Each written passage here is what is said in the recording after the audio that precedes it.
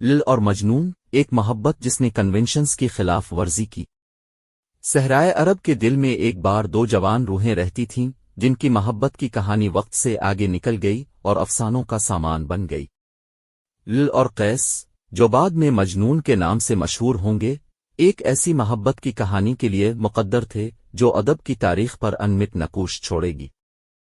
قسمت کی ملاقات لل، ایک تابناک اور دلکش لڑکی، طائف کے قصبے کے ایک معزز گھرانے سے تعلق رکھتی تھی۔ اس کی خوبصورتی دور دور تک مشہور تھی، لیکن اس کی مہربانی نے واقعی دلوں کو مو لیا۔ لل کی ایک پرفتن موجودگی تھی جو اس کے شہر کے کونے کونے سے مداحوں کو کھینچتی تھی۔ دوسری طرف قیس ایک عاجز نسل کا نوجوان تھا، پھر بھی اس کی ذہانت اور شاعرانہ صلاحیتوں نے اسے الگ کر دیا۔ جب اس نے پہلی بار لل پر نگاہ ڈالی تو وہ اس کے حسن و جمال سے متاثر ہوا۔ تقدیر کے مطابق ان کے راستے طائف کے ایک اسکول میں گزر گئے۔ یہ کلاس روم میں تھا جہاں محبت کے بیج بوئے گئے تھے۔ محبت کے پھول لل کی دلکشی اور ذہانت کی طرف متوجہ نوجوان قیس کو اس کی موجودگی میں سکون ملا۔ جیسے جیسے دن ہفتوں اور مہینوں میں بدلتے گئے، ان کی دوستی کچھ اور گہری ہوتی گئی۔ لل کے لیے قیس کی تعریف ایک گہری اور ہماگیر محبت میں بدل گئی۔ قیس نے شاعری کرنا شروع کی جس میں لل کی خوبیوں کی تعریف کی گئی اور اس کی خوبصورتی کا جشن منایا گیا۔ اس کی آیات جذبے کے دریا کی طرح بہتی تھیں اور اس کے دوستوں نے جلد ہی اسے مجنون کا نام دیا، جس کا مطلب ہے جنوں کا قبضہ۔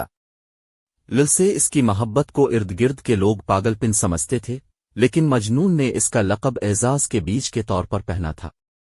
لل نے بھی مجنون سے پیار پیدا کیا اور ان کا خفیہ رشتہ مضبوط ہوتا گیا۔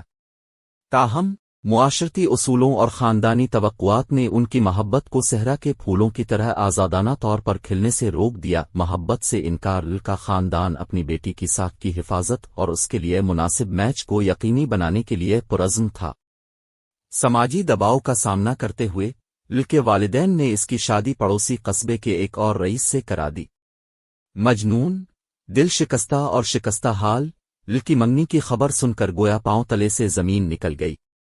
مجنون کی لل سے محبت کم ہونے سے دور شدت اختیار کر گئی۔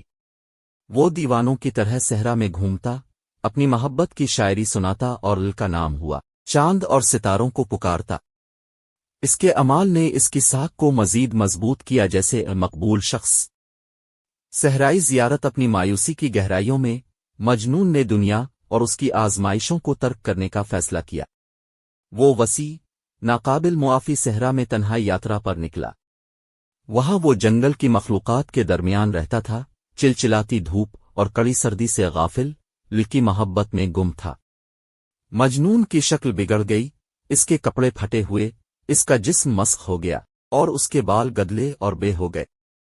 اس کے باوجود اس کا دل لل کی محبت میں ثابت قدم رہا۔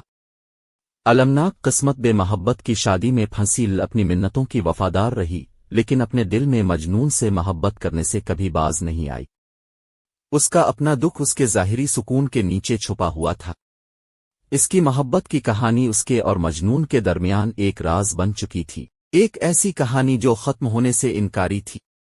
لل اور مجنون کا المناک انجام بالآخر ایک افسوسناک دوبارہ ملاپ کا باعث بنے گا۔ کئی سالوں کی جدائی کے بعد وہ لل کی قبر پر ملے جہاں دنیا سے غافل مجنون اس کے بے جان جسم سے اپنی محبت کا اقرار کرتا رہا۔ دونوں محبت کرنے والے مختصر طور پر دوبارہ مل گئے، لیکن اس دنیا میں ہمیشہ کے لیے الگ رہنا مقدر تھا۔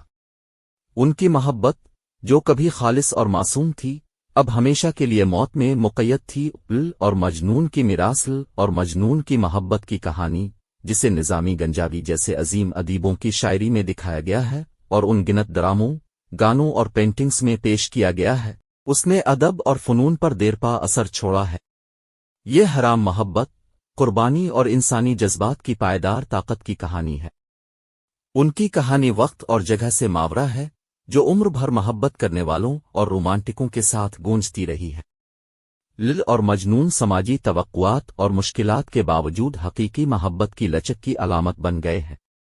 ان کی کہانی سننے والوں کے دلوں میں لل اور مجنون محبت کی اس لازوال قوت کے ثبوت کے طور پر زندہ رہتے ہیں جو صحرا میں شعلے کی طرح کبھی بجھ نہیں سکتی۔